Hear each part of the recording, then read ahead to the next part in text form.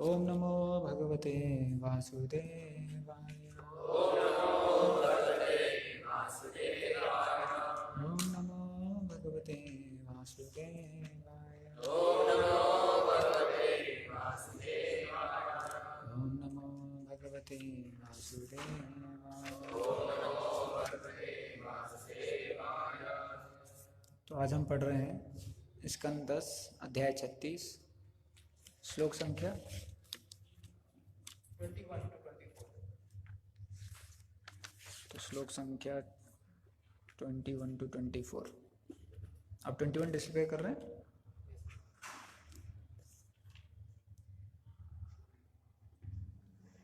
Display हो गया।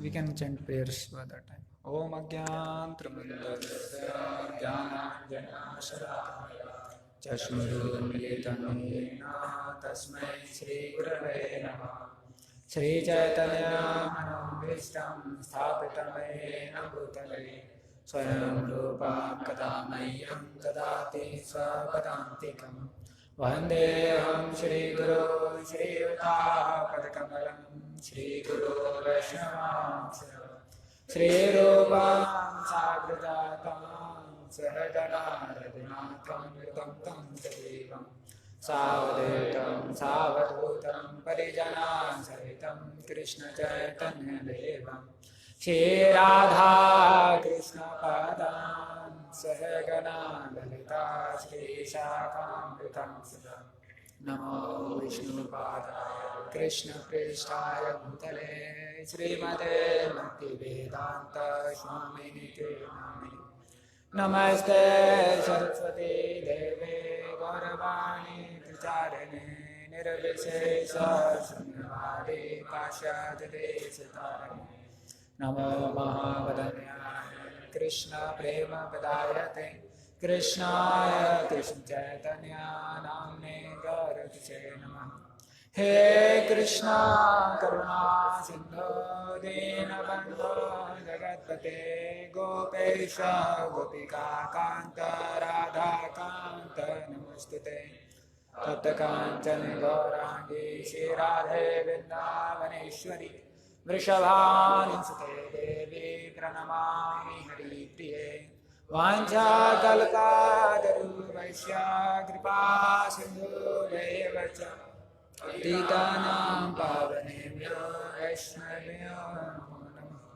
Jai Shri Krishna Chaitanya Prabhu Nityananda Shri Advaita Gadadhar Srivasadi Gaur Bhakta Vrinda Hare Krishna Krishna Krishna Hare Hare Hare Ram Ram Ram Hare Hare Hare Krishna। स्कंद 10 अध्याय 36 श्लोक संख्या 21। ततो मुष्टिकचाणूरा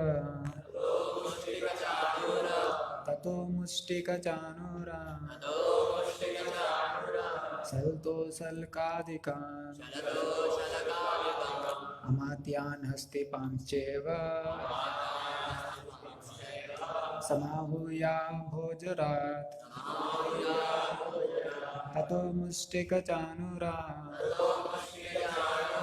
सल्तोषल्कादिकान् अमात्यान् हस्ते पांचैव समाहूयाः भोजरात् ततो मुष्टिकचाणूरा सल्तोषल्कादिकान् अमात्यान् हस्ते पांचैव समाहूयाः भोजरात्।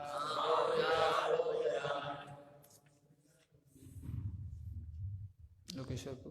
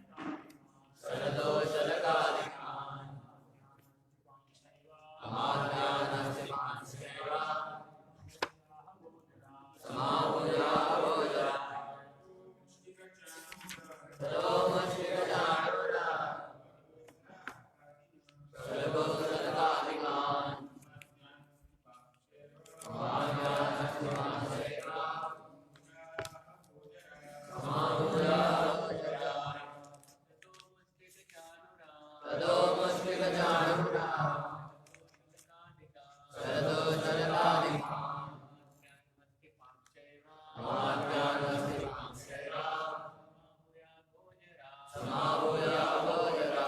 शब्दार्थ अनुवाद इस ज्वाइन के लिए श्री भक्तिवेदांत स्वामी श्रील प्रभुपाद के शिष्यों द्वारा श्रील प्रभुपाद की शब्दार्थ। ततः तब मुष्टिक चाणूर सल तोसलक आदिकान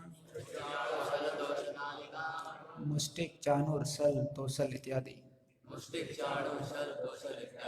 अमात्यान अपने मंत्रियों को हस्तिपान अपने महावतों को च एवं भी समाहूय बुलाकर आह कहा भोजराट भोजों के राजा ने। अनुवाद। इसके बाद भोजराज ने मुष्टिक चाणूर सल तोसल इत्यादि अपने मंत्रियों तथा महावतों को भी बुलाया। राजा ने उन्हें इस प्रकार संबोधित किया। अगले श्लोक का अनुवाद हम पढ़ते हैं। मेरे वीरों चाणूर तथा मुष्टिक, यह सुन लो, आनक दुंदुभी वसुदेव के पुत्र राम तथा कृष्ण नंद के व्रज में रह रहे हैं। यह भविष्यवाणी हुई है कि ये दोनों बालक मेरी मृत्यु के कारण होंगे। जब वे यहाँ लाए जाएं तो तुम उन्हें कुश्ती लड़ने के बहाने मार डालना। अगला श्लोक का। तुम कुश्ती का अखाड़ा रंगभूमि तैयार करो, जिसके चारों ओर देखने के अनेक मंच हों, और नगर तथा जनपदों के सारे निवासियों को इस खुली प्रतियोगिता देखने के लिए ले आओ। तात्पर्य। मंच शब्द बड़े बड़े खंभों से बनाए गए मंचन स्थल का स्रोतक है। कंस उत्सवमय वातावरण चाहता था, जिससे कृष्ण तथा बलराम आने से डरे नहीं। हरे कृष्णा। तो ये अभी श्रृंखला जो चालू हुआ है 10वें स्कंद में, जिसमें कृष्ण भगवान ने सभी राक्षस जो कंस द्वारा भेजे गए थे उनको लिबरेट किया है, उनका मृत्यु किया है। और उसके बाद ये जब नारद मुनि आते हैं कंस के पास, और नारद मुनि कंस को सारी बात बता देते हैं कि अरे तुम जितने भी राक्षसों को भेज रहे हो उनको कोई और नहीं, आपका काल ही मार रहा है।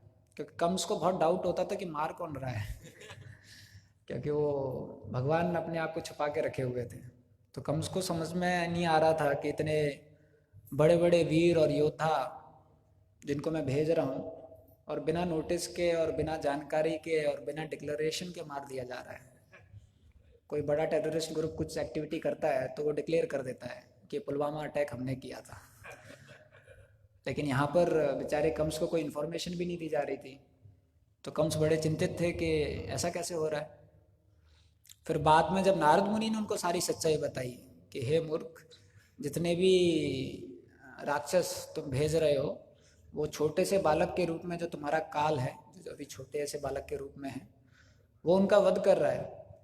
और इतनी आसानी से उनका वध कर रहा है कि किसी को पता ही नहीं चल रहा है।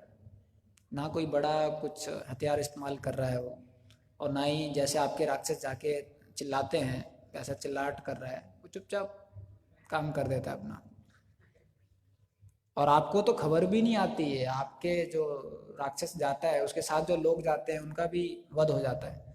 1 महीने के बाद आपको पता चलता है कि वो 1 महीना पहले वाला राक्षस चला गया। तो इतना तो एक आप अपडेटेड नहीं हो, सब कम्युनिकेशन गैप इतना ज़्यादा हो रहा है।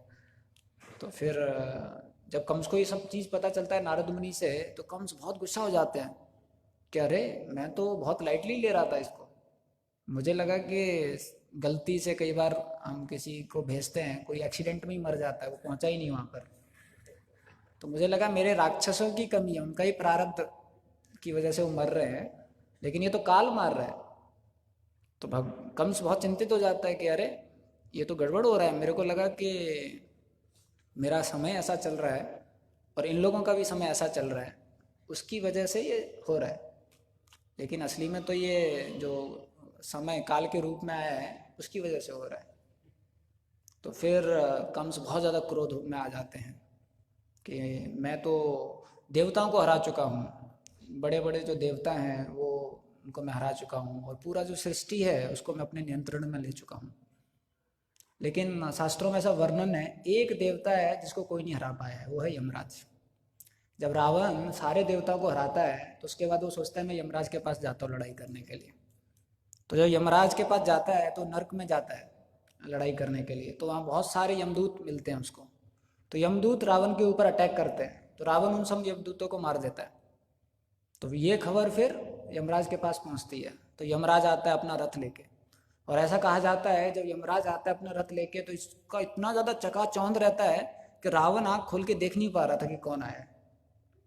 और यमराज के राइट साइड में मृत्यु होते हैं, मृत्यु पर्सोनिफाइड, जो डेथ पर्सोनिफाइड है वो उनके राइट साइड में होते हैं, और जो काल है टाइम पर्सोनिफाइड वो उनके राइट साइड में होते हैं, और बीच में यमराज जी होते हैं। तो रावण देखते ही एकदम डर जाता है, कौन है भैया ये। और उसके बाद जब लड़ाई चालू होती है तो यमराज उनको एक प्रहार करता है और रावण बेहोश हो जाता है। और उसके बाद यमराज दूसरे प्रहार से उनको मारने वाला होता है, तब तक ब्रह्मा जी प्रकट हो जाते हैं। ब्रह्मा जी बोलते हैं अभी समय नहीं हुआ है इसका, और भगवान मारने वाले हैं, रामायण होने वाला है बहुत कुछ होने वाला है, तो तुम ये मत करो, तुम यहाँ से गायब हो जाओ, इसको अभी मारने का समय नहीं है। तो यमराज वहाँ से गायब हो जाते हैं और रावण खड़ा होता है। फिर रावण देखता है यमराज गायब हो गए, तो रावण एकदम खुश हो जाता है, देखो यमराज भी मुझसे डर के भाग गया। और जितने भी यमदूत है वो हंसते हैं क्योंकि उनको पता होता है क्या हुआ है। फिर लेकिन रावण अपना अहंकार ये समझ के कि रावण को मैंने मार दिया है, डरा दिया है, ऐसा सोच के वो चला जाता है। वैसे ही कंस के केस में उसने सारे देवताओं को हराया यमराज को छोड़ के, क्योंकि यमराज को हरा दिया मतलब फिर तो दिक्कत हो जाएगा, सृष्टि का चलना मुश्किल हो जाएगा। तो भगवान ने यमराज को बहुत ज़्यादा ताकत दी, इसलिए भगवान का जो एक स्वरूप है काल, उसका काल का मूर्तिमान वो यमराज के साथ में रहते हैं, यमराज की रक्षा करने के लिए। और इसलिए भगवान यमराज को एक भक्त जो होता है उसी को यमराज बनाते हैं अधिकतर, क्योंकि वो एक थोड़ा स्पेशल पोस्ट है। बाकी जो इंद्र हैं, चंद्र हैं, वायु हैं, वो सब कर्म मिश्रित भक्त भी बन सकते हैं, लेकिन जो यमराज उसको वैसा भक्त होना चाहिए जो भगवान का विश्वास में रहे, क्योंकि भगवान को कुछ फेरबदल करना होता है तो तुरंत मान जाना चाहिए। अभी इंद्रा जैसा यमराज रहेगा तो भगवान बोलेंगे इसको नहीं मारना है, उसको मार देगा वो ऐसा करके। तो फिर तो यमराज को कोई नहीं हरा पाया था, कंस भी नहीं हरा पाया था। फिर कंस ये योजना बनाता है कि ठीक है ऐसा करते हैं, अभी क्या है जो जितने भी मैं राक्षस भेज रहा हूँ उनको मैं वृंदावन में भेज रहा हूँ कृष्ण के पास। तो मैच काफ़ी दूर हो रहा है, दूसरी कंट्री में हो रहा है, तो क्योंकि मैच बहुत दूर हो रहा है तो जो अपना घर पे जब अपनी फील्ड पे मैच होता है तो उसका एक एडेड एडवांटेज होता है, क्योंकि जो ऑडियंस है वो हमारे फेवर में चिल्लाती है, तो कॉन्फिडेंस बूस्ट होता है, और वो अपना फील्ड भी थोड़ा ज़्यादा जानकारी वाला होता है। वहाँ पर पता नहीं ये लोग कौन से पेड़ के पीछे छुपे होंगे, वही पेड़ ही गिर गया होगा, पुराना पेड़ होगा, क्योंकि इनको जानकारी नहीं है वहाँ की। तो ऐसा करते हैं यहाँ पर अपना भूमि पर लड़ाई करते हैं और आमने सामने देखते हैं कि किसमें कितना ताकत है। तो ये चानूर और मुस्टिक इन सबको बुलाता है कि देखो तुम लोगों को मैंने पर्सनली ट्रेन किया है, और पर्सनली हम लोगों ने कितनी सारी लड़ाइयाँ की हैं, और तुम लोग मेरे बहुत ज़्यादा चहेते हो, बहुत ज़्यादा शक्तिवान वाले आदमी हो, तो आप लोग यहाँ पर आ जाओ। और ऐसा करते हैं इनके लिए एक विशेष ग्राउंड की रचना करते हैं, क्योंकि दुनिया को देखने दो कि जो मेरा काल है उसके साथ क्या होगा, और एक बहुत बड़ा जो मंच है उसकी रचना करो। और जितने भी लोग हैं, जितने भी गांव हैं, और व्रजवासी जो हैं, जो कृष्ण के गांव वाले भी हैं, उनको भी बुलाओ। तो जो कंस है वो सिर्फ कृष्ण बलराम को नहीं बुलाता है, सारे व्रजवासियों को भी बुलाता है। कृष्ण बलराम को बुलाने के लिए अलग से अक्रूर जी को भेजता है, और व्रजवासियों को बुलाने के लिए भी न्योता देता है। तो कृष्ण और बलराम के लिए तो रथ भेजता है, और ब्रजवासियों को बोलता है अपने ट्रांसपोर्ट पे आ जाइए आप लोग। तो ब्रजवासी अपने ट्रांसपोर्ट पे आते हैं, और ऐसा करके एक बहुत बड़ा माहौल क्रिएट कर देता है। तो ये इसके आगे फिर अभी चर्चा होगा कि कैसे बहुत अच्छा युद्ध होता है भगवान और चाणूर और मुस्टिक में। तो ये शास्त्रों में ये हम लोग कई लीलाओं में देखते हैं कि भगवान इतना ज़्यादा शक्ति प्रदर्शित करते हैं उसके बाद भी जो ये राक्षस हैं उनको समझ में नहीं आता है कि भगवान जो हैं बहुत ही ज़्यादा शक्तिमान है। दुर्योधन के सामने भगवान अपना विश्वरूप प्रकट कर देते हैं। जब दुर्योधन से शांति के रूप में जाते हैं, शांति दूत के रूप में, और दुर्योधन प्लानिंग बना रहा होता है कि ऐसा करेंगे, हम लोग इसको पटाएंगे और हम लोग कोशिश करेंगे कि ये हमारी साइड में आ जाए, और अगर नहीं मानता है तो इसको हम लोग बांध देंगे, वरना ये दिक्कत करेगा। तो फिर विदुर जी होते हैं, विदुर जी बोलते हैं, हंसने लग जाते हैं, अरे तुम किसको बांधने की बात कर रहे हो? तो दुर्योधन बोले, ये हमेशा थोड़ा भावुक रहता है, इसकी बात नहीं सुनना है। हम बांधेंगे तो क्यों नहीं बंधेंगे। तो फिर जब भगवान आते हैं शांति दूत का संदेश लेके और दुर्योधन के सामने प्रस्तुत करते हैं, तो दुर्योधन साफ मना कर देता है, और उसके अंदर इतना अहंकार होता है, दुर्योधन बोलता है कि मैं उतना भी जमीन नहीं दे सकता जो सुई के ऊपर आ जाए, मतलब कुछ देने के लिए तैयार ही नहीं था वो। तो भगवान समझ जाते हैं कि अब तो जो युद्ध है उसको कोई रोक नहीं सकता। तो भगवान बोले, ठीक है, ये मेरा लास्ट ट्राई था, अब युद्ध की तैयारी करो। तो दुर्योधन को ऐसा बोल के जब भगवान जाने लग जाते हैं, तो दुर्योधन बोलता है, चिल्लाने लग जाता है, सैनिकों इसको पकड़ लो, इसको बंदी बना लो। तो जब ऐसे चिल्लाने लग जाता है तो भगवान पीछे मुड़ते हैं और हंसते हैं, क्या बोल रहे हैं। फिर भगवान अपना सेम स्पीड से धीमे करके धीमी गति से चलने लग जाते हैं, और जितने भी सैनिक हैं सब आ जाते हैं भगवान को घेरने के लिए, भगवान को पकड़ने के लिए। और जैसे ही आते हैं फिर भगवान अपना विस्तार कर देते हैं कि पकड़ो। और बहुत बड़ा अपना जो विश्व रूप है, जो पहला विश्व रूप है, उसका प्रदर्शित करते हैं भगवान। और उसमें इतना ज़्यादा रोशनी निकल के आ रहा होता है कि सारे जितने भी सैनिक हैं वो देख नहीं पाते हैं विश्व रूप को, क्योंकि अभी छोटी सी चींटी के सामने आप कुछ बड़ा ऑब्जेक्ट रख दो और चींटी से पूछो ये क्या है, तो चींटी पूछेगी क्या है, कुछ दिखाओ तो पहले। तो वैसे ही जो सैनिकों के सामने इतना बड़ा विश्वरूप हो गया भगवान का, और इतना ज़्यादा रोशनी निकल रहा था, वो कुछ देख ही नहीं पा रहे थे। तो उन्होंने आंख बंद कर ली, और दुर्योधन ने भी आंख बंद कर ली, और दुर्योधन आंख बंद करके चिल्ला रहे, पकड़ लो पकड़ लो। और वो लोग भी आंख बंद करके बोल रहे, समझ में नहीं आ रहा है। और थोड़ी देर बाद फिर भगवान वापस अपने रूप में आते हैं और अपने सेम स्पीड से स्माइल करते हुए जाते हैं। और दुर्योधन चिल्ला रहा है, पकड़ लिया क्या? बोले, पहले आंख तो खोलो, चला गया। दुर्योधन को सैनिक बोलते हैं, अरे आंख खोलो, वो चला गया है। ऐसा करके तो दुर्योधन के सामने ही पूरा लीला होता है, लेकिन फिर भी दुर्योधन को कभी ये विश्वास नहीं हुआ कि ये भगवान है, या दुर्योधन को कभी ये विश्वास नहीं हुआ कि इनकी शक्ति के सामने मैं टिक नहीं सकता, इनकी शक्ति के सामने मैं मेरा कुछ नहीं हो सकता है। हमेशा उसको एक ये अहंकार है, ये हमेशा हमको एक ऐसा भाव देता है कि मैं अपने दम पर खड़ा हो सकता हूँ, या मैं अपना खुद देख सकता हूँ, मुझे भगवान की ज़रूरत नहीं है, मुझे भक्तों की ज़रूरत नहीं है, मेरे को पता है मेरे लिए अच्छा क्या है, मेरे को पता है कैसे मैं चीज़ को समझूं, और जैसे मैं समझूंगा वैसे चीज़ अच्छा होगा। तो एक अहंकार का ये विकृत रूप है कि इस प्रकार की भावनाएं देता है। तो वैसे ये जो राक्षस हैं, कितना भी शक्ति प्रदर्शन क्यों ना किया हो भगवान ने उनके सामने, लेकिन कभी भी उनको शरणागति का भाव नहीं उत्पन्न होता है। तो ये सिर्फ राक्षसों के लिए नहीं है, ये भक्तों के लिए भी है, क्योंकि हम लोगों के अंदर भी वही राक्षस अपना अंश रूप में रहते हैं। क्योंकि बाहरी रूप से एक राक्षस एक ही अनर्थ रिप्रेजेंट कर सकता है, जैसे रावण सिर्फ लस्ट रिप्रेजेंट कर सकता है, कंस जो है वो ग्रीड रिप्रेजेंट कर सकता है। लेकिन हम लोग ऐसे हैं क्योंकि हम लोग सभी राक्षसों को चाहते हैं, तो हमारे प्रेम को देखकर भगवान ने सभी राक्षसों का अंश हमारे अंदर विराजमान कर दिया है। तो जो भक्त अपने अहंकार को ध्यान नहीं रखता है, तो उसके लिए आप देखोगे उसके लिए शरणागत होना बहुत मुश्किल हो जाता है। सुपीरियर कितना भी अच्छा क्यों ना हो, उसको हमेशा कुछ ना कुछ डाउट आ जाएगा, नहीं प्रभु जी समझ में नहीं आ रहा, प्रभु जी कितने अच्छे भक्त हैं, कुछ कह नहीं सकते प्रभु जी, कुछ भी हो सकता है प्रभु जी। वो कितना भी अच्छा प्रैक्टिस क्यों ना करता हो, या उसके स्पिरिचुअल मास्टर कितने अच्छे क्यों ना हो, वो शरणागत का भाव नहीं आएगा उसके अंदर। उसका मन कुछ ना कुछ उसको बहाना देगा कि मैं शरणागत नहीं हो सकता हूँ, ऐसा करके। कितना भी शुद्ध संस्था से वो क्यों ना जुड़ा हो, लेकिन शरणागत का भाव नहीं आएगा।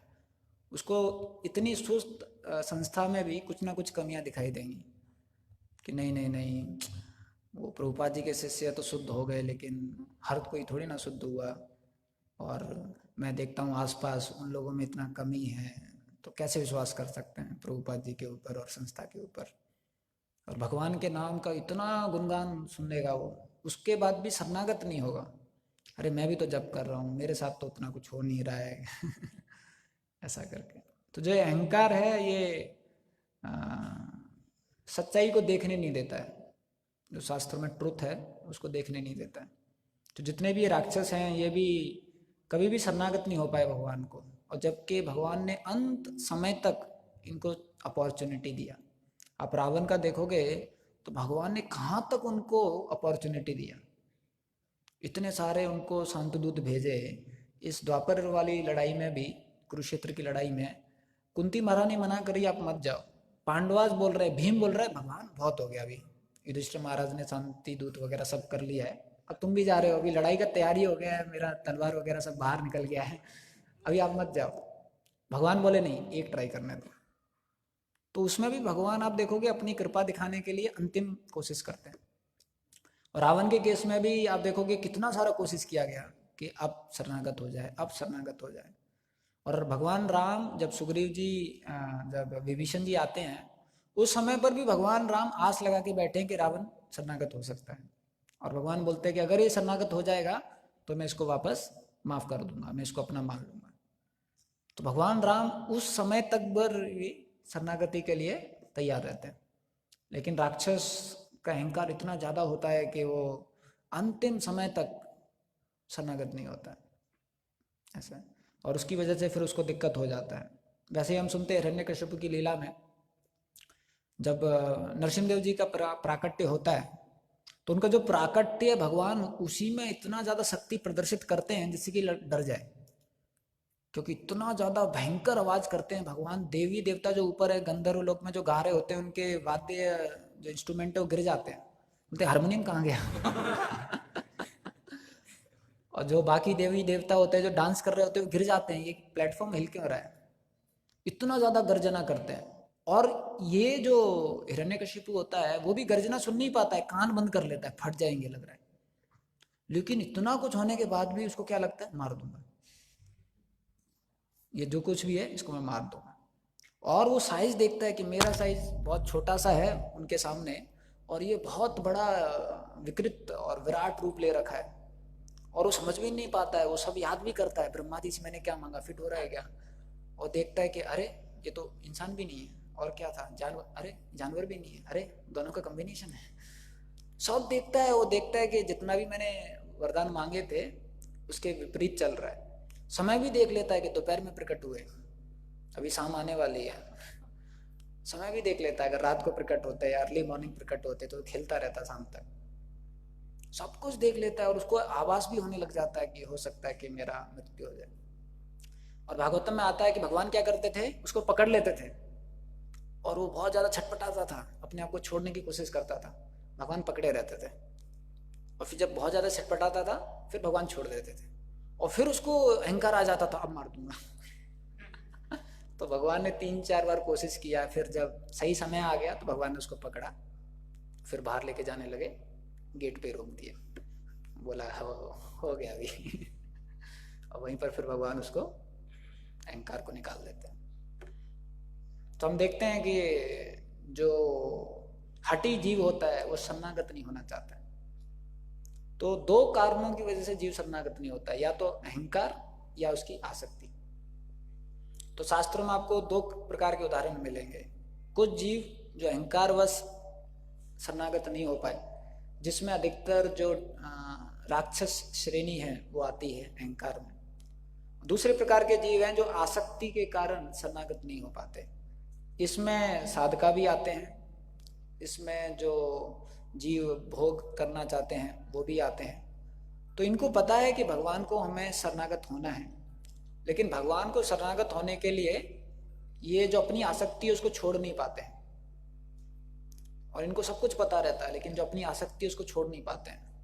जैसे धृतराष्ट्र का उदाहरण आता है, पुरंजन का उदाहरण आता है। इनको समझ में आने के बाद भी ये छोड़ नहीं पाते हैं, क्योंकि इनको लगता है कि ये चीज़ ज़्यादा जरूरी है। या पुरूरव महाराज का उदाहरण आता है कि साक्षात विष्णु के दर्शन हुए, लेकिन उसके बाद भी पुरूरव महाराज शरणागत नहीं हो पाए। तो ये दो कारणों की वजह से वो नहीं हो पाता है। जब चित्रकेतु महाराज के पास अंगिरा मुनि आए थे, तो अंगिरा मुनि उनको शिक्षा देना चाहते थे, उनको अध्यात्म में रुचि देना चाहते थे, लेकिन वो इतना ज़्यादा आसक्त थे एक पुत्र की प्राप्ति के लिए कि अंगिरा मुनि समझ लिए कि अभी मैं कुछ भी करूँगा तो नहीं हो पाएगा। तो राधानाथ महाराज का हम एक कथा सुन रहे थे, उसमें महाराज बता रहे थे कि जो गुरु है वो भक्ति लता बीज दे सकता है, लेकिन शिष्य का जो हृदय है वो फर्टाइल होना चाहिए, जो भूमि है वो उपजाऊ होनी चाहिए। गुरु कितना भी पोटेंट सीड क्यों ना दे, अगर वो सीड बहुत अच्छा है, लेकिन अगर जो जमीन है वो उपजाऊ नहीं है, या जमीन बहुत ज़्यादा बैरन है, या बहुत ज़्यादा सॉलिड है, या रॉकी है, तो उसमें जो बीज है वो जल जाएगा, बीज से प्लांट नहीं बनेगा या भक्ति लता उत्पन्न नहीं होगा। तो जो अंगिरा मुनि थे उन्होंने भी ऐसा ही देखा कि इसमें इतना ज़्यादा आसक्ति है, अभी मैं इसको भक्ति दूंगा तो ये समझ नहीं पाएगा। तो फिर अंगिरा मुनि ने बोला पहले तो इसको थोड़ा सा हमको आसक्ति से बाहर करना पड़ेगा, ऐसा। तो आसक्ति से, और दूसरी आप चीज देखोगे, जैसे कल महाराज भी बता रहे थे कि without humiliation humility does not come. Humble, विनम्रता से पहले ह्यूमिलिएशन होना पड़ता है, मतलब जबरदस्ती कोई आपको विनम्र बना दे वैसी परिस्थिति से जाना पड़ता है। तो जो अहंकार वश में जितने भी राक्षस होते हैं उनको भगवान ह्यूमिलिएट कर देते हैं, इतना ज्यादा जैसे ह्यूमिलिएट कर देंगे जिससे कि वो समझ जाए कि भैया बहुत बड़ी ताकत है मेरे सामने। और वैसे ही जो आसक्त होता है, जब तक उससे आसक्ति जबरदस्ती छीन ना ली जाए तब तक वो आसक्ति छोड़ता नहीं। तो इसलिए जो साधु है, साधु मीन्स ही कट्स, वो काटता है, ऐसे हटाता नहीं है क्योंकि हटती नहीं है वो। तो आप देखोगे जो धृतराष्ट्र को जब उपदेश दे रहे हैं विदुर जी, तो विदुर जी ने उनको सब कुछ समझाया है। धृतराष्ट्र बोले हाँ ठीक बोल रहे हैं आप। बोले तुम बूढ़े हो गए हो, हाँ 65 सीनियर सिटीजन। बोले दांत गिर गए, बोले हाँ 4 आर रिमेनिंग। बोले आपका स्किन वो हो गया है, रिंकल्स आ गए, बोले हाँ अभी कभी का वो वीको क्रीम वगैरह है नहीं अभी मार्केट में, तो रिंकल्स आ गए। बोले तुम्हारे खुलखुल होता रहता है, कफ निकलता है, गला जाम हो चुका है तुम्हारा। बोले क्या करें, सर्दी पड़ता है कानपुर में। वो समझ ही नहीं पा रहे हैं, हाँ बोलते जा रहे हैं, लेकिन जो उसके बाद एक्शन होना चाहिए वो नहीं कर पा रहे हैं। फिर विदुर जी बहुत गुस्सा हो जाते हैं। फिर विदुर जी बोलते तुम कुत्ते की तरह हो, क्या बात कर रहे हो अभी सुनाई दिया, ठीक है अभी ठीक है। तुम कुत्ते की तरह हो, जिन बच्चों ने तुम्हारे सारे बच्चों को मार दिया, उन वो तुमको बोटी डाल रहे, भीम है ना बोटी डाल रहा है, और तुम जीभ निकाल के आगे आ रहे हो और उसको चाट रहे हो। तो क्या बात कर रहा है, ये मैं नहीं करूंगा कभी भी। तो वही तो मैं बोल रहा हूँ चलो तो इतना ज्यादा उसको डांटते हैं कि तू मरने वाला है, कुछ ही समय बाकी है, यमदूत आएंगे, चमड़ी निकालेंगे, खाल निकालेंगे, तुम्हारा सटल बॉडी लेके जाएंगे, बहुत दर्द होगा। तो कहीं उसको समझ में आता है। फिर बोलता तो क्या करना है, बोले कुछ नहीं पहले चलो फिर जाके जंगल में लेके जाते हैं। तो प्रभुपाद जी बोलते हैं कि उसमें भी वो भक्ति नहीं करता, अष्टांग योग करता है कि छोड़ो कुछ तो करता है। प्रभुपाद जी बोले अगले जन्म में भक्त बन जाएगा। प्रभुपाद जी तात्पर्य में कभी उस तात्पर्य में कहीं पर ये नहीं लिखे हैं कि वो भगवत धाम गया, क्योंकि प्रभुपाद जी ने देखा कि वो योगा का आश्रय लिया उसने, ऐसा करके। तो जो आसक्त होता है, आप देखेंगे जब तक भगवान उसकी जिंदगी में कोई परिस्थिति ना बना दे तब तक वो आसक्ति भी नहीं जाती है। क्योंकि कितना भी हम लोग अध्ययन कर लें, कितना भी समझ लें, कितना भी सोच लें, लेकिन जब वो आसक्ति का विषय वस्तु हमारे सामने आता है तो जितना भी ज्ञान है उसके ऊपर पर्दा लेके आता है। तो ज्ञान जो है वो पर्दे में छुप जाता है, और जो आसक्ति का विषय वस्तु है उससे हमारा आसक्ति जो है वो बरकरार रहता है। तो फिर भगवान कुछ परिस्थिति करते हैं। अगर कोई भक्त हमारे लिए प्रार्थना कर रहा है, या कुछ प्रार्थना हम भी कर रहे हैं कि भगवान भक्ति करना है हमको, ना धनम ना जन्म सुंदरी में अगर थोड़ा सा बोल रहे हैं सुनते हुए, तो भगवान फिर एक ऐसी परिस्थिति लाएंगे जिसमें आपकी जो आसक्ति है वो चली जाएगी। जब राधानाथ महाराज भारत में आए थे तो उनके पास एक हारमोनिका था।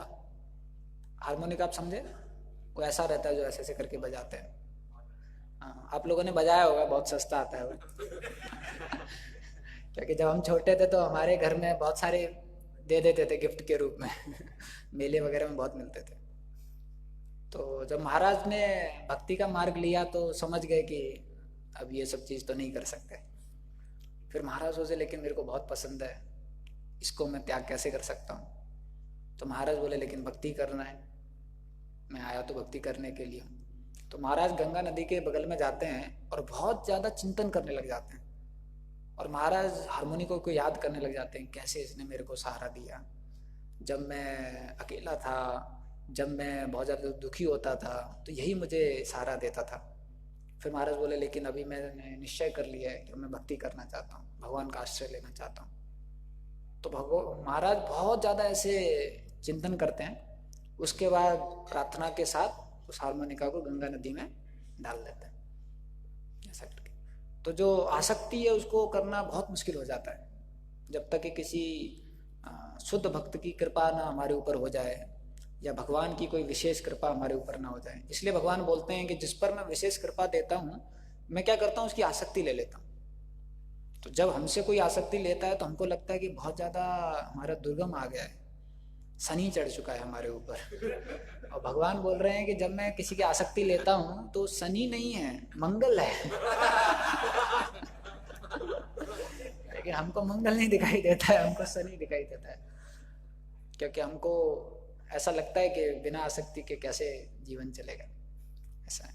लेकिन भगवान बहुत ज़्यादा कृपावान है, उतना ही आसक्ति लेंगे जितना हमारे को उस आसक्ति से जाने के बाद जो दुख है उसको झेलने का कैपेसिटी है। भगवान उसी प्रकार का इंजेक्शन लगाएंगे जितना इंजेक्शन का डोज आप झेल सकते हैं। लेकिन वो जो दुख है, जो थोड़ा बहुत दुख होता है, उसको अगर हम भगवान को याद कर कर झेलेंगे तो फिर भगवान को बहुत प्रसन्न आता है। जैसे कोई डॉक्टर है, वो इंजेक्शन लगाना चाहता है और आप एकदम चिल्ला रहे हो और चीख रहे हो और वो कर रहे हो, नहीं मेरे को नहीं लगाना है ये। डॉक्टर बोलता है तो नहीं लगाऊं, नहीं डॉक्टर बहुत दर्द हो रहा है, सिर दर्द हो रहा है, पेट दर्द हो रहा है, कुछ तो करो डॉक्टर, कुछ तो करो। तो लगाऊं, और फिर डॉक्टर इंजेक्शन लेके आता है, जैसे आप सुई देखते हो फिर चलाने लग जाते हो, नहीं नहीं नहीं नहीं नहीं नहीं, नहीं। डॉक्टर बोलते तो नहीं लगाऊं, नहीं डॉक्टर कुछ तो करो। तो भगवान बहुत विपरीत परिस्थिति में पड़ जाते हैं कि तुमको इलाज कराना है या नहीं कराना। फिर देवताओं के पास जाते हैं, बोले नहीं यार भगवान के जो इलाज हैं बहुत पीड़ा वाले इलाज हैं, देवताओं के पास जाते हैं। तो देवताओं के पास जाते हैं, देवता क्या बोलते हैं, क्या करना है, सही इलाज कराना है। बोले नहीं, वो तो डॉक्टर के पास गया था मैं, लेकिन वो इंजेक्शन लगाता है। वो देवता पूछते इंजेक्शन नहीं लगाना है तुमको, बोले नहीं। तो देवता समझ जाते हैं इसको इलाज नहीं कराना है, इसको टाइम पास करना है। तो वो 2 लाल गोली, 2 पीली गोली, 2 हरी गोली देवता दे देते हैं। बोले ये लो, कुछ समय में आराम मिलेगा आपको। तो वो जाता है बेचारा, कुछ समय उसको आराम भी मिलता है और गणपति बापा मोरिया ऐसा करके वो नारे भी लगाता है। और बाद में वो बीमारी फिर आ जाती है उसके पास, क्योंकि इसमें गलती किसकी है, पेशेंट की, क्योंकि वो इलाज कराना नहीं चाहता है। वो जन्म मृत्यु व्याधि का जो साइकिल है, जो सर्कल है, उससे बाहर नहीं निकलना चाहता है। वो क्या बोलता है, भगवान हर जन्म जन्म देते रहो, मृत्यु देते रहो, लेकिन पीड़ा थोड़ा कम दो और इस जन्म मृत्यु के बीच में आनंद से भर दो। और ऐसा आनंद जो मुझको आनंद के रूप में अनुभव भी हो। आपका जो डेफिनेशन है आनंद का वो वाला नहीं। क्योंकि आपका जो आनंद का डेफिनेशन है वो थोड़ा अलग है, वो मैं समझ नहीं पाऊंगा। जो मेरे आनंद का डेफिनेशन है, भगवान उसमें आनंद को बरकरार रखो। फिर भगवान बोलते ये तो बहुत ज्यादा हो गया है, इतना तो गोपियां भी नहीं मांग रही। गोपियां भी इतना सेल्फलेस है कि आपका आनंद चाहते हैं, ये तो बहुत ज्यादा हो गया। लेकिन भगवान जानते हैं कि असली आनंद जो जीवात्मा है उसका भगवान के संपर्क में ही हो सकता है। क्योंकि हम देखते हैं जो भक्त शुद्ध हो जाता है उसका आनंद कितना एक बड़े स्तर पर पहुंच जाता है, वो भूल जाता है। जैसे महाराज बता रहे थे महाप्रभु के बारे में कि कैसे एकदम भूल जाते थे अपने आप को, ऐसा करके। और हम देखते हैं जो भगवान के शुद्ध भक्त होते हैं उनको धनम जन्म स्त्री इसका कुछ भी इच्छा नहीं रहता है। वो शरीर को भूल जाते हैं, अपना कुछ भी उनके जो इंद्र तृप्ति की इच्छाएं होती हैं उनको भूल जाते हैं और बहुत ही ज़्यादा शुद्ध हो जाते हैं और भगवान उनसे व्यक्तिगत रूप में आदान प्रदान करने लग जाते हैं। तो ये जो खुशी है, आध्यात्मिक जो खुशी है, वो इतना ज़्यादा है कि हम उसके बारे में समझ नहीं पाते या अनुभव नहीं कर पाते या ये नहीं समझ पाते कि ये जो खुशी है वो भौतिक खुशी से कितना ज़्यादा अच्छा है और कितना ज़्यादा शुद्ध है और कितना ज़्यादा वैसा खुशी है जो हमको असली में तृप्त कर सकता है। तो भगवान हमको उसका आदान प्रदान कराना चाहते हैं, लेकिन वो तब होगा जब जीवात्मा अपना अहंकार छोड़ने के लिए तैयार है, जब जीवात्मा अपना आसक्ति छोड़ने के लिए तैयार है। और ये हमको छोड़ना है, ऐसा नहीं कि आसक्ति ने हमको पकड़ा हुआ है। एक वक्त उदाहरण दे रहे थे कि एक व्यक्ति था, उसको भूख लग रखा था और इतना भूख लगा था कि पेट में मतलब आग जल रहा था। तो उसने सोचा क्या करूं क्या करूं, तो उसने क्या किया, एक पेड़ था उसको ऐसे गले लगा लिया जिससे कि भूख थोड़ा कम लगे, पेड़ से पूरा सटका लिया उसने। और फिर साधु आ रहे थे तो चिल्ला रहा था, मर गया रे, भूख लग रहा है, मर गया मर गया। तो जो साधु आ रहे थे बोले क्या हो गया, बोले अरे बहुत भूख लग रहा है, बहुत भूख लग रहा है, कुछ नहीं मिला आज खाने को। तो साधु बोले अरे हम लोग लेके आए हैं अभी गौर पूर्णिमा का महाप्रसाद, खा लो आप। तो बोले लेकिन कैसे खाऊं, मेरे तो हाथ बंध गए रे मैंने तो पेड़ को पकड़ लिया है, अभी कैसे खाऊं, कौन छुटाएगा मेरे को। तो सेज बोले अरे तुमने पकड़ा है, उसने थोड़ी ना तुमको पकड़ा है। तो जो आसक्ति है वो कौन पकड़ता है, हम पकड़ते हैं। जैसे गुलाब जामुन खाने की इच्छा है, गुलाब जामुन थोड़ी ना बुला रहा है हमको कि प्रभु आप यहाँ पर आ जाओ मेरे को आप ही गाना और कोई नहीं गाए क्योंकि जब आप खाते हो ना तो बहुत आनंद आता है मेरे को। कोई गुलाब जामुन ऐसे नहीं बोल रहा है, गुलाब जामुन तो बेचारा टेंशन में बैठा हुआ है, 4 लोग देख रहे हैं यार और सर्वर वाला कंफ्यूज है, ये तो मैं चाहता हूँ वो बेचारा सर्विंग भी नहीं कर पा रहा है, गुलाब जामुन बोलता है। कितना ज्यादा विपरीत परिस्थिति है यहाँ पर मेरा। तो कोई भी विषय वस्तु नहीं बुला रहा है हमको, लेकिन हम लोग अहंकार में ऐसा सोच लेते हैं। एक बार राधेश्याम प्रभु बता रहे थे कि एक जगह एक माता आई थी लड़के से बात करने के लिए, कुछ सब्जेक्ट था उसके बारे में बात कर रही थी कि आपने ये असाइनमेंट किया है क्या।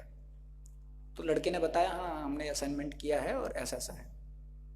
तो उसके बाद तो वो कन्या चली गई और इस लड़के को क्या लगा, अरे इतने सारे स्टूडेंट हैं हमारे क्लास में 60 और इतने अच्छे से ब्रिलियंट स्टूडेंट है, लेकिन वो मेरे पास ही आई, इसका मतलब क्या।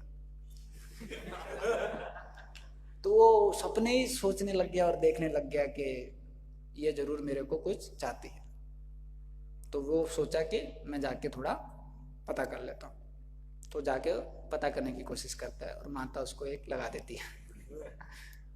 तो कई बार क्या हम लोग बहुत ज़्यादा ऐसा अस्यूम कर लेते हैं कि ये मेरी आसक्ति है या ये विषय वस्तु मेरे लिए बना है, लेकिन असली में वो विषय वस्तु हमारे लिए होता नहीं है, लेकिन हमारी आसक्ति के कारण ऐसा हम सोचते हैं और उसकी वजह से हम लोग बाकी चीज़ को या भगवान की भक्ति करने के लिए जो शक्ति चाहिए या एनर्जी जो चाहिए वो हम नहीं लगाते हैं, क्योंकि हमको लगता है उसमें हमको कुछ ज़्यादा मिल नहीं रहा है ऐसा।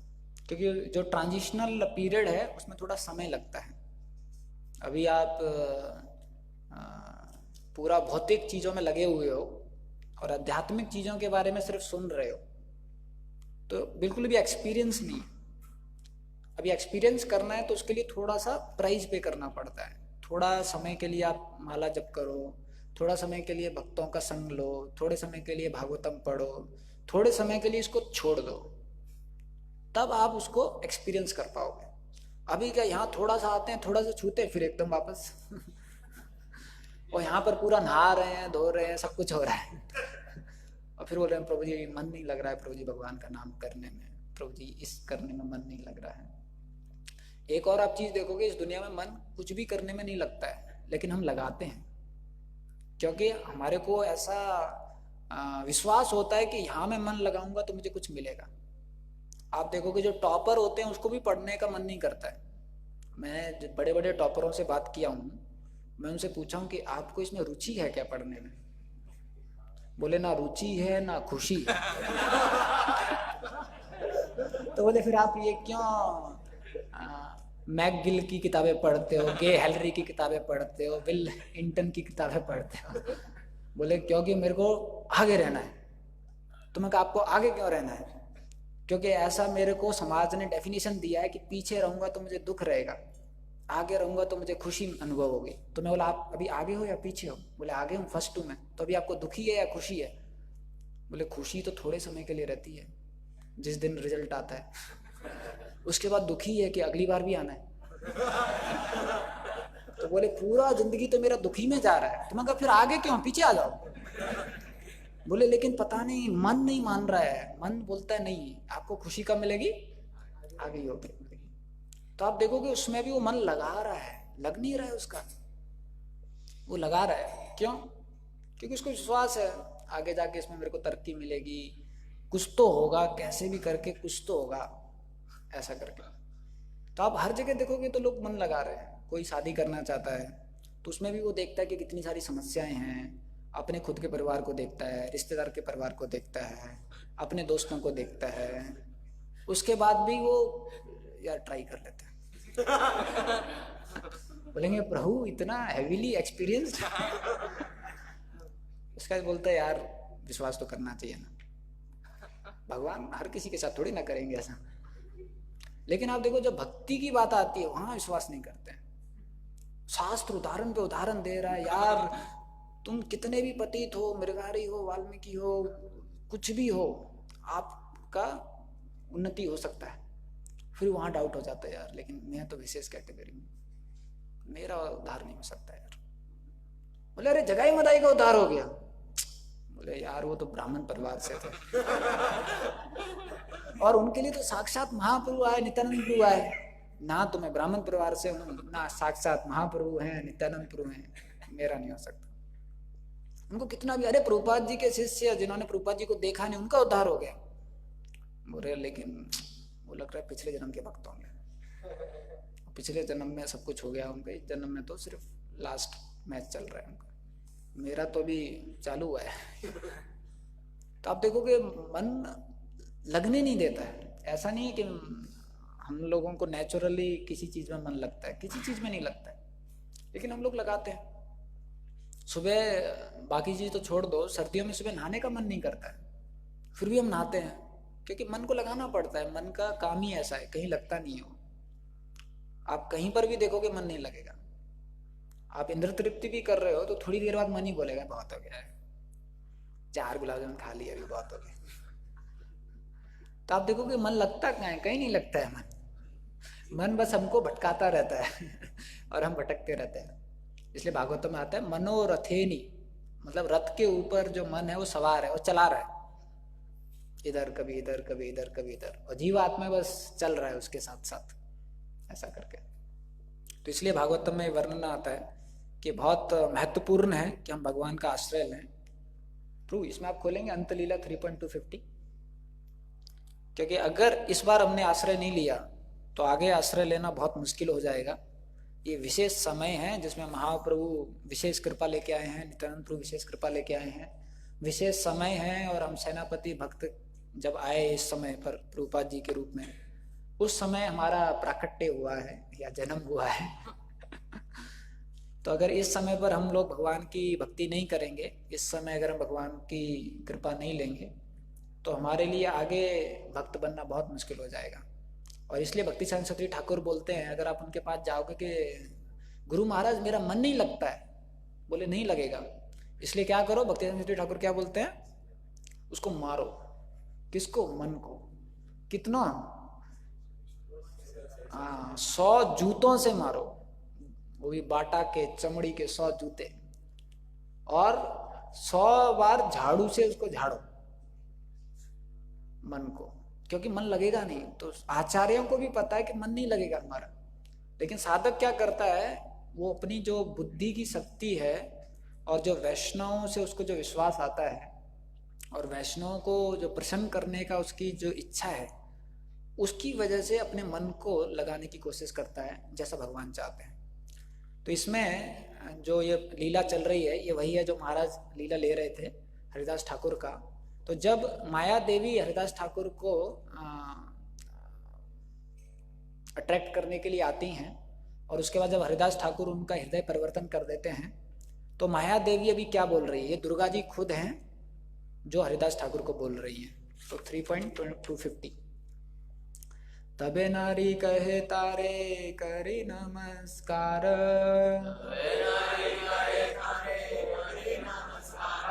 आमी माया करिते आईला परीक्षा तुम्हारा।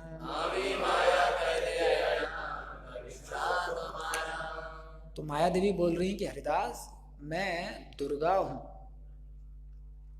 और मैं यहां पर आई थी तुम्हारे परीक्षा करने के लिए। ब्रह्मादि जीवामी सबारे मोहिलो, एकला तुम्हारे आमी मोहिते नारिलो।